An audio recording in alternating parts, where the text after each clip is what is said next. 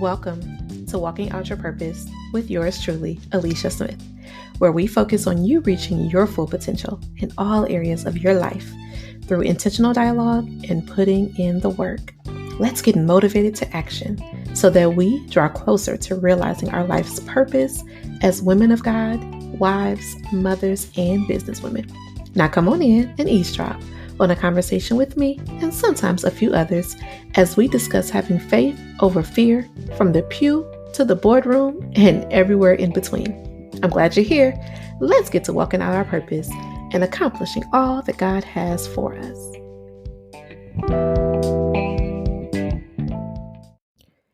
If you haven't heard about Anchor, it's the easiest way to make a podcast. It's what I use each and every time I upload an episode for you. Let me explain. It's free. There are creation tools that allow you to record and edit your podcast right from your phone or computer. And they will distribute your podcast for you so it can be heard on Spotify, Apple Podcast, and many more. You can make money from your podcast with no minimum listenership. It's everything you need to make a podcast in one place. Now, why don't you go download the Anchor app or go to anchor.fm to get started. Welcome back to the Walking Out Your Purpose podcast with yours truly, Alicia Smith. You all, today we're going to be talking about such an exciting topic for me. It is thinking big. Yes, we are thinking big over here on the Walking Out Your Purpose podcast show because there's no other way to think, y'all. So this week, I wanted to share some things that I've learned from a book that I'm reading. And it's called The Magic of Thinking Big. And it's by an author named David Schwartz. It was written really years and years ago, but it's so relevant still. And I wanted to share some of the things that came from the book. And I want to really hone in on this idea around our mindset, you all. I talk about it very often, but it's so important. And I run into so many people that have limited thinking, and that is prohibiting them from accomplishing all that God will have them do in this earth realm. And so I want to really challenge us with our thinking. And you all know the book is called, again, The Magic of Thinking Big. Now, you all know we don't believe in magic over here, but we do believe in the power of the mind and the power of our tongue. We have the ability to achieve great success based on our definition, right? Because people define success differently. But today I'm going to give you all my definition that I read out of this book that I'm totally aligned to. Because it's not about things. It's not about acquiring more and more. At least for me, that may be your definition. That's okay. But I want you all to define success for yourself. And I want you to achieve everything that you want in alignment with, of course, God's purpose for us. And I challenge you to do a self-check. How is your thinking? What thoughts are you having about your abilities, your desires, what you're capable of? As I often say, we have to get our minds right and our thoughts about ourselves together in order to go to the next level. We are children of God, and He wants us to operate in faith and in confidence. Remember, He's a God of overflow. So you know He wants you to be blessed and to have abundance. So let's start with the definition of success. Success means freedom. Freedom from worries, fears, frustrations, and failure. Success means self-respect, continually finding more real happiness and satisfaction from life, being able to do more for those who depend on you. Success means winning. Success, achievement is the goal of life. Now, you all, I love that definition because it talks about a couple of things. Freedom, the ability to just move, do what you need to do. It says finding real happiness and satisfaction from life. And guess what else it said that we always talk about on the show? And that is being able to do more for others, because we know that our blessings in our life is not just for us, it is literally for others. Some of the most practical success building wisdom is found in the Bible, you all. Our faith can move mountains, but not many people believe that they can move mountains. So as a result, not many people do. Now, which camp are you in? And which camp do you want to be in? You can make the shift, but it starts with your faith. You have to have big faith, big thinking, and big belief. We serve a God who is big, so there's nothing impossible for him. Do you believe you can succeed? Do you believe you can win? Do you have a positive I can spirit and attitude? If you have this, it will generate the power, skill, and energy needed to do so. When you believe I can do it, the how to do it develops according to what we read in this book. In my own life, I can say this is true. Every role I've been in has started off uncomfortable. And to be honest, there have been roles where I've been asked to do it versus really me actively seeking it out. But it's because I believe in myself, and the confidence that exudes from me allows others to say, okay, wait a minute, let's see if Alicia can do that, right? And it's the same for you. When you exude that confidence, when you believe in yourself, it's contagious. People pick up on it. And as the Bible says, God will make room for you and your gift in front of great men, you all. So, of course, we have natural nervousness that comes out. But one thing is for sure.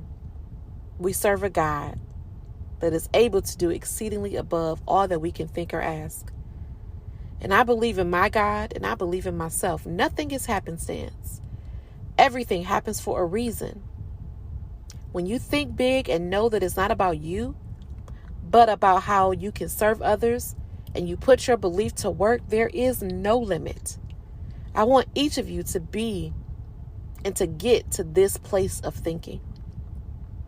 As the book outlines, the how to do it always comes to the person who believes they can do it. Because belief triggers the mind to figure ways and means of how to do it. And believing you can succeed makes others, again, place confidence in you. The residue of belief from us can influence others to believe in us. So again, I challenge you to take your thinking and your belief in yourself to the next level. Trust God and be confident in your abilities, your personality, and your gifting. When you think about successful people or those that are walking boldly in their purpose, what do they have in common? They believe. It is an essential ingredient. When we don't believe in ourselves, it's negative energy and power. It then attracts reasons to support the disbelief. Doubt, disbelief, the subconscious will to fail, the not really wanting to succeed is responsible for most failures. Think, doubt, and fail. Think victory and succeed. So where are all my big thinkers, my believers, my victors? Come through. The author also shows us an example of two people, one with high belief mindset and the other without. Listen to this, you all. Belief is the thermostat that regulates what we accomplish in life. Study the person who is shuffling down there in mediocrity. He or she believes their worth is so little, so they receive little. They believe they can't do big things, and they don't. They believe they are unimportant, so everything they do has an unimportant mark. Since others see in us what we see in ourselves, we grow smaller in the estimation of the people around us. Now look across the way at the person who is advancing forward. They believe they're worth much and they receive much. They believe they can handle big, difficult assignments, and they do. Everything they do, the way they handle themselves with people, their character, their thoughts, their viewpoints, all say Here is a professional. Here is an important person. A person is a product of their own thoughts. Believe big. Adjust your thermostat forward. Launch your success with honest, sincere belief that you can succeed. Believe big and grow big. You all, that when I read that, it just gave me chills because it is so true. If we don't conquer this thing in our mind, if we don't conquer this belief in ourselves, no one else is going to believe it about us. And who knows us better than ourselves and God? He put this greatness in you. You got to go forward and believe. Believe in yourself. Pray. Trust the master. Put the work in and good things will start to happen. So how do you develop the power of belief? 1, you think success, not failure. You substitute success thinking for failure thinking. And when you face a difficult situation, you say, I will win. Not, I will lose. When an opportunity appears, think, I can do it. Not, I can't. I will succeed. Dominate your thinking process. Thinking success conditions your mind to create plans that produce success. Thinking failure does the exact opposite. Number 2, remind yourself regularly that you are better than you think you are. Never sell yourself short. And number 3, believe big. The size of your success is determined by the size of your belief. Think big goals and win big success. So as I close out this episode, successful action is habitual. You all hear me say it every week in the intro. We are about putting in the work over here. This is critical. But the process starts in your mind. So I want you to sharpen your mind, your belief, your thinking, and watch God take you to the next level. You got this. Think big, believe, and most of all, be blessed.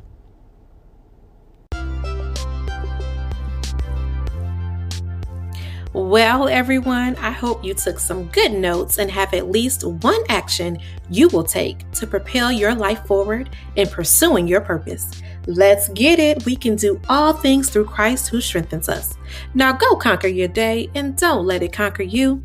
Until next time, peace and blessings.